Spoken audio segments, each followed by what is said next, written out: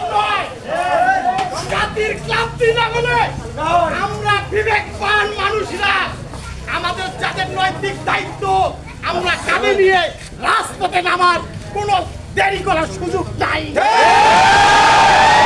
আমাদের বিবেকের তাড়নায় আমরা ছাত্র সমাজের কাছে ওদের সামনে সামিল হয়েছি। ওদের আন্দোলনে আমরা সমন্বয় একত্রবাদ ঘোষণা করেছি। এই খনিজ সরকারের পদত্যাগ না হওয়া পর্যন্ত আমরা রাজপথ ছাড়ব না। আমরা আমাদের ভাইয়েরা আমাদের সন্তানেরা রক্ত যখন দিয়েছে, রক্তর বন্যা বয়ে দিল হলে এই সরকারের পদত্যাগ হবে ইনশাআল্লাহ।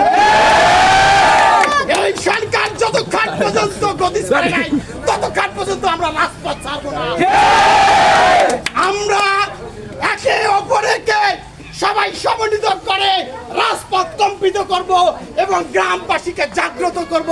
সারা বাংলাদেশ থেকে একটি স্লোগান উঠবে, শেখ হাসিনার পদত্যাগ, খুনি সরকারের পদত্যাগ। পদত্যাগ চাই, পদত্যাগ চাই। সংক্ষিপ্ত বক্তব্য আমি এখানে রেখে শেষ করলাম।